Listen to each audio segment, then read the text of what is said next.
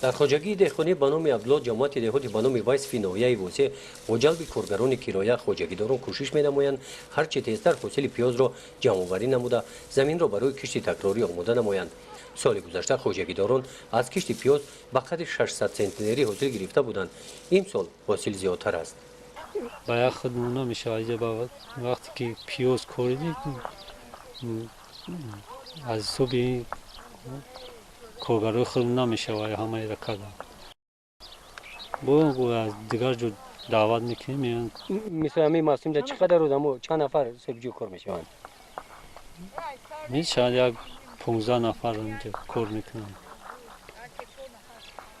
میگیرن عقش ما میرون چخیلی شما دیدین پیازی که دیدین و همش بازی کیلویه.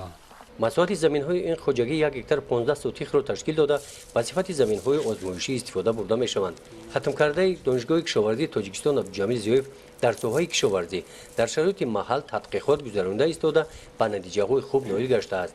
حاصل غله از همین زمین گرفته‌اش امسال از 60 سنتنری زیاد میباشد. مساحت زمین خواجگی کمتر میباشد 1 هکتار 15 سوتیخ میباشد. این حساب سهم است. ما حساب کاپیتال سراب تخمیای نو رو در اینجا آورده همچون تجربه آموزی هم قیده‌های نمایشی تشکیل کرده حاصلی بعداً به دست میاریم. مثل باشد خیلی میبینید این زمین‌های همسایه در باز همین نوهای نوی پخته جوب آفتاب پرست آوردگیم کش کردگیم. عبدالجمیل زمین را عاقلانه استفاده نموده از کشت تکراری ثمرناک استفاده می‌نماید. بعد جمع‌آوری حاصل غله در این زمین کشت پخته گذرانده است. در کشت تکراری زمین آب طلب است. پخته را با آب سبزانیده است. در اینجا کشت تکراری پخته را ما 24 ماه گذراندیم. بازی آب یکم پخته را دادیم آب دوم را شام داده تمام کردیم.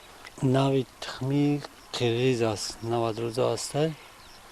شلو با هم خدایم و حاصل خوب به دست میاریم. باز در نقشه است که در جای هم پیازی که باز جمع‌آوری کرده ایستادیم این کشت تکراری جوری مکه برای دوم کش کنیم. عبدالجمیل زیویف در تامین تخمی خوش‌صفت به دیگر خواجگی‌ها کمک می‌رساند. در همکاری با کوآپراتیو استحصالی سراب خواجگی‌های دهقانی را با تخمی تامین می‌نماید.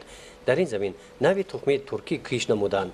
نشونمای نیال‌های پخته در حالت خوب قرار دارند. در پرورش و نگهبانی درست نیال‌های پخته این زمین به خواجگیداران عبدالجمیل مصلحت می‌دهد. با مصلحت عبدالجمیل سال گذشته خواجگیداران به قدر 60 سنتنری حاصل پخته گرفته بودند. تخمی که از دولت ترکیه میآیند همش در تاجیکستان 100% میشوند. برای ما سال یکم نیست نکردیم ورنه پارسال پیاز آوردگی خوردگی بودیم حاصل خوب داریم پیاز. امسال هم پختش همین کردگیم نشونموش سوز است همش سوز است. گندم شما حاصلی بلند دارد میشوند در این منطقه خمی میشوند. گرمی هوا تا 38 درجه است. در سبزی نیال‌های پخته برای پیشگیری ترتنک و شکرک و دیگر کسلی‌ها قاعده‌های آگروصنعتی به جا آورده شده. در قطار این گذراندن چهاربینی‌ها نور آفتاب تاثیر کلان دارد. در چنین محیط برای سبزی نیال‌های پخته آب غذای مهم سریع وقت استفاده برده می‌شود. به این زمین‌ها محمد علی میرکوف آب مانده آب را ثمرناک و به اسرافکاری استفاده می‌نماید. در این همسایگی خواجگی همسایه اون نوی پخته فلش کردگیم باز 4-3 نوی دیگر هم هست در اونجا خریزم است پیجی است و F440 است و فلش است. زمینی که شما دیدید اون زمین کردگی هستیم و هم خیلی قیده‌های نمایشی کردگیم در اونجا نوهای ترکی همین پخته های نو رو ما سال یکم است که همین نوعیه وسیع وردگی با خواجگیداران همچون قیده نمایشی. عبدالجمیل در زمین‌های آزمایشی دیگر تخمی‌ها را هم مورد سنجش قرار داده است. برای گرفتن روغن در مساحت 1 هکتار زمین آفتاب پرست کش نموده است. او باوری دارد که آزمایش‌های گذرانده او در ساحه کشاورزی نتیجه خوب می‌دهند. گزارش خواجه نظری خدای نظر ظهوروف از ناحیه واسع برای برنامه اطلاعاتی نوید.